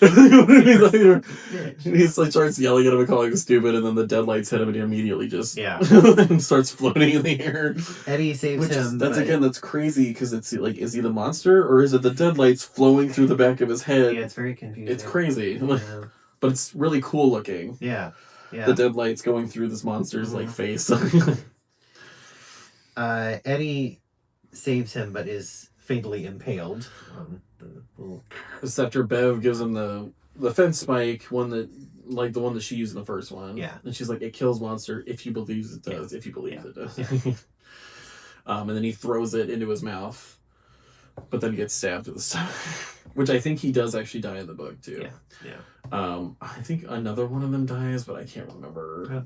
Yeah. I don't know if another one dies or not, other than Stanley. I can't remember if I don't know. I'm in the middle of reading the book. I know. I'll be reading it too. Yeah. A Weekend to Eddie then explains how he made it feel small. It feels small earlier by choking the leper nearly to death. Yeah. The losers confront it about how they have overcome their fears and are no longer scared of the entity. Their original idea is to get it to go over to where the cave is because they're told like it doesn't matter like what it is. It has to abide by the laws of the physical environment that it's in. Yeah. So if they can get it to the entrance of the cave, they can get it to shrink itself back down. Which it stops it before they get there. But that's when they realize, like, there's more than one way to make somebody small. And I don't know how they kill it in the bug. This is a little ridiculous to me. Yeah. This part gets a little ridiculous. When they're like, you're just a fucking clown. Yeah. You're just an old woman. You're just this, and it's like, no, I'm the eater of worlds. Like, you can't tell me that I'm the one, like, and it starts just, like, shrieking because they're fucking yelling at it and not scared of it anymore. So then it's just like, you're just a fucking clown. Yeah, I feel like they'd have to physically do something to it while not being afraid of it would make sense as well, or not being afraid of whatever their fears were. You know? Which they made it feel small. Which I guess they did because they rip its heart out. Yeah, but still, it's just like he gets small and he's tiny and he's like.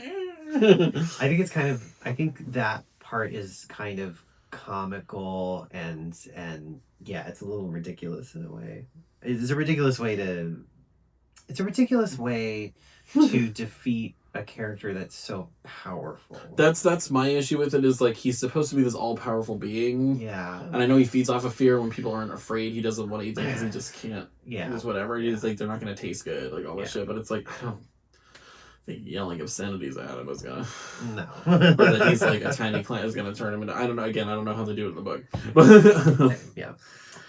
It like starts cycling through his many forms before eventually mutating into the weakened little tiny Pennywise. Yeah. And the creature is weak enough. Richie breaks its arm before Mike pulls out its heart. He rips his arm off because of him attacking Eddie. Which you get the picture that Richie has had a crush on Eddie this entire time. Yeah. And like would want to be with him. Yeah. Which is shown later. Yeah. Yeah.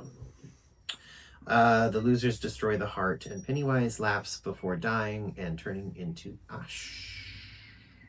They return to Eddie to find he has died from his injuries and are forced to leave his body behind as its cavern implodes, destroying the Niebolt house. The Niebolt house like collapses a la Poltergeist. Like, yeah, a la Poltergeist. Eddie's body's left behind. Yeah. At the waterlogged quarry, the losers comfort Richie and Ben and comfort Richie, Ben and Beverly kiss. Okay. I was like, Ben, Beverly, and Richie kiss. What? Later, the scars on the losers' hands disappear. After the losers part ways, Ben and Beverly get married. Richie returns to the kissing bridge where he had once carved his and Eddie's initials.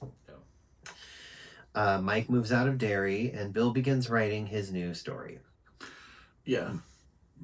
Mike reveals to Bill that Stanley had written the losers' letters prior to his suicide. And I hate it because like the ending of this with the letter is really cheesy and like really like it's all their voices and it's like coming together, whatever. But totally makes me cry a little bit. No, totally. Yeah. It was like so sad and totally. like so just like I don't know. I was a little teary when Richie was with Eddie. Yeah. And then also like when they see themselves younger in the window of the store again, it was just like Stanley was too scared to face it, and his suicide was intended to strengthen his friends against it. He ends his letter with the words, "We're losers and always will be." Because losers are cool. Yeah. Yeah, that's the end of that one. That's the end of that one. The end of that one. What would you give this one? This one, I'm also going to give it 4 strangled zombies. I'll give it 4 Pomeranians that turn into monsters. Yes. Yeah, no, I think the second one is good. I honestly feel like the first one's a little bit better. It is, but the second one to me is more. It's like it's fun though. So it's the second one is fun because I feel like the adults coming in make it more campy fun. Yeah. Because it's ridiculous to be still doing this as adults and this fucking monster. Yeah, but it's really good. I feel like Andy Muschietti did a really good job with these two, and I honestly wouldn't mind seeing him direct other Stephen King things. If you ever got a chance. I wouldn't mind that at all. I would love to see. He's willing to see Welcome to Derry, which he does, which is original because that's not in the book. It's original, yeah. And he does a really good job making an original thing based off of Stephen King's book. I would love to see someone successfully do the Dark Tower. Yeah, because the first movie they did of that sucked. I haven't even seen it, but I know that it's... I only saw pieces of it, and the coolest part of it, because like the Dark Tower was like Stephen King's magnum opus of like, 8 books, and it's supposed to be the thing that separates his world from our world. Yeah. And I remember in the trailer even, you see like, when he's like in that other world, you see him pass through a broken down Pennywise's carnival. Yeah. Which is crazy. Yeah. But it's like all of his books in the world they're in connected to whatever. It's essentially a fantasy novel, though, more than a horror. It is. Which I like because I like fantasy too, but yeah. It'd be really cool if somebody could actually do those well. For sure. So we can see that, but... No one ever needs to make certain ones of his again, like the Langoliers horror. Annette O'Toole is in all these fucking movies, and she plays Clark Kent's mom in Smallville. Oh. But she's like Beverly in It. She's in the Langoliers. The Langoliers is so bad. And it's a bad story. I'm sorry. Pac-Man. It's Pac-Man. All of it's bad. Because I've read the story as well, and it's bad. Like, to me, it's not good. That's one you never see in bookstores, too.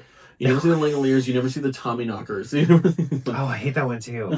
There's a few Stephen Kings that are just so bad to me. But I feel but like to be this person that could pump out this many stories is insane. Is he was just sitting there and he's like, I got an idea. And he just starts writing. But how you like this is over 1,000 pages. Like you came up with this. Is good though. This is crazy. Yeah. Like it's crazy that he could just pump that out. Oh yeah, for sure.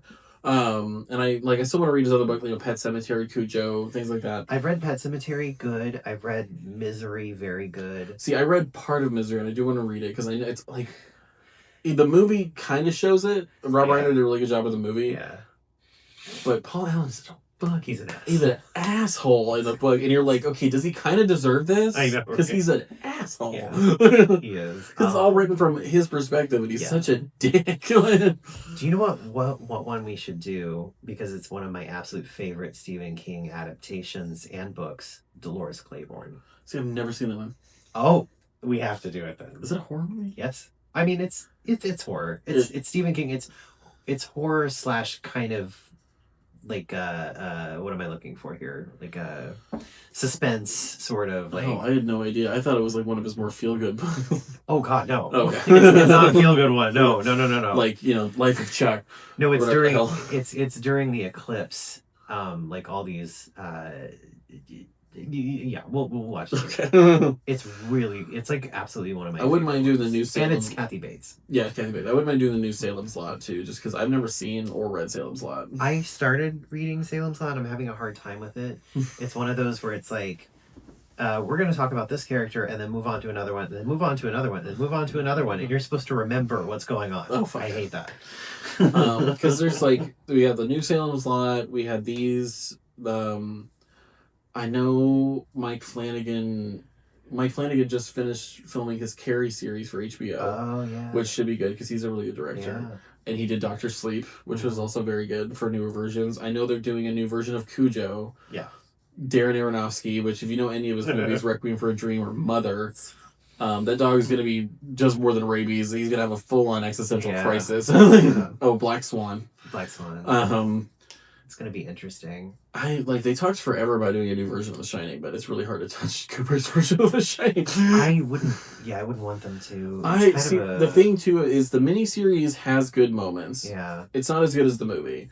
But Steven Weber as Jack Torrance, very good. Really? And it has really cool moments. It has also really stupid ones, because I know in the book it's hedge animals and not the maze. Yeah. And in the miniseries it's these terrible CGI hedge animals moving around out of the shit. It's just like... But it is filmed in the actual Stanley Hotel, which is pretty cool. That's cool. But yeah, Steven Weber did a really good job as Jack Torrance, showing how psychotic he gets and stuff. Like, it's crazy. Because instead of an axe, too, it was a croquet mallet, and he comes in beating the shit out of the croquet mallet. Like from what I remember watching as a kid. And it has way more. I think the woman in the bathtub was way more fucked up in the miniseries than she was in Kubrick's movie. Okay. And they kind of show that because he did a really good job with Dr. Sleep, because he incorporated a lot of the book and then included Kubrick's version. So it was a good mix of the two. Yeah. And King loved his version of Dr. Sleep. Yeah. And he recognizes too that obviously Kubrick is the most recognized in pop culture. Well, yeah. Obviously. But these newer versions of his books I feel like will be good because we actually have good horror directors coming in to do them. And they're not doing them as just miniseries and stuff. They're actually we're doing a full series of this, or we're doing an actual big movie production. Well, join us next time for Dolores Claiborne. If we end up doing that one. Now I really want to watch it. Okay. I'm like, now we're watching it right after. Yeah. So Trivia Corner for this one. Oh yeah, Trivia Corner. Trivia Corner for the second one. I forgot about Trivia Corner. Just a little bit of it. In this one, Pennywise has 7 minutes of dialogue. Yeah, you can tell he has more, for sure. A little more.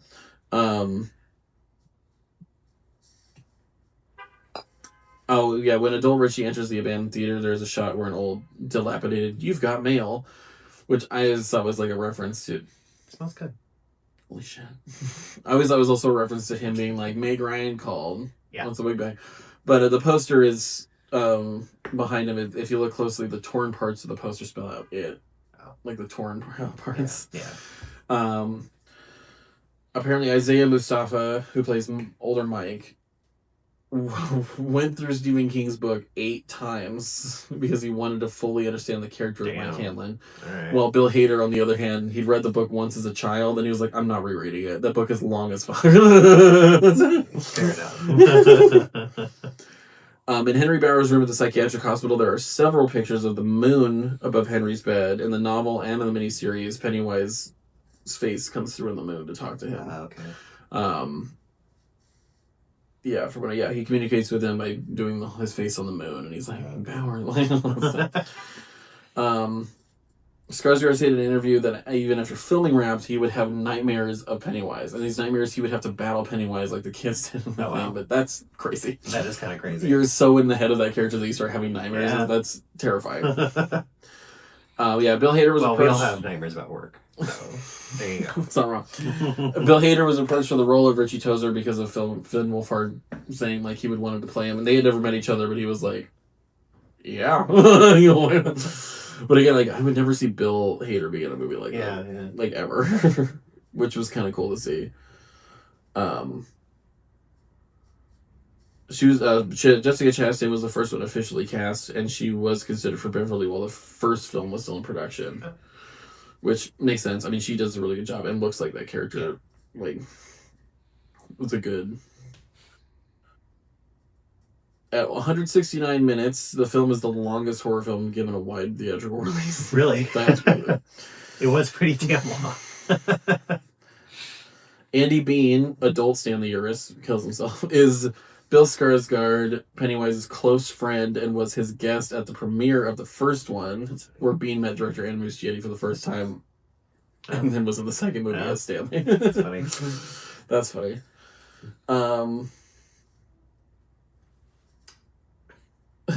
Unlike the initial 5-hour makeup process for the first film, it took only 2.5 hours to apply the clown makeup for the second. Nice. Which I'm sure for the show they probably have it even more streamlined down to a science at that point. But God, you sit in that chair for 5 hours and it's like, even like people doing drag, it's just that's insane. Like to just do all that shit for like 5 hours, like. Oh yeah, I forgot. It was actually rumored, and he was interested in it, that Seth Green, who played young Richie in the TV movie, was also interested in maybe playing adult Richie in this one. Which, of course, didn't work out. It was Bill Hader, but Bill Hader fits the character more just because he's not a redhead. yeah. He just fits it better in general, But he was young Richie in the thing, Seth Green, and he was redhead crazy. Yeah. Which, like, I guess Richie adult was not a redhead either. He was, because it was John Ritter. Oh, yeah. I thought John Ritter played... Or was he Ben? Yeah, John Ritter played Ben because he says, "Kiss me, fat boy," in the... That's right. I just remember Tim Curry doing that. Who played Eddie? I don't recall. That's great. Not Eddie. Richie. Who played Richie? Yeah. I do not recall. Well, I can't. James McAvoy injured himself for real during his character's fight scene with Pennywise, suffering a double thigh strain. Jesus. Andy Muschietti stated that he plans to make a supercut of It 2017 and this film that's similar to the 90s miniseries, to cut it all together. Oh. Which would be cool. He still hasn't done that, but it'd be cool to see. Idris Elba also expressed interest in playing Mike prior to Isaiah Mustafa's casting. Oh, it was the guy from Night Court. That's right. I can't... It's not coming. He's one of the main guys in Night Court. He was the main character in Night Court, the judge. Yeah, I can't remember his name right now, but... Not that anyone knows who... Did anyone watch Night Court? Like forever ago. I barely remember it, but... I can't find his name. Bill Hader had to have his son double take over for a day because there's a scene where the losers have to like run away and he pulled a muscle in his groin and he had to get an MRI. Oh God.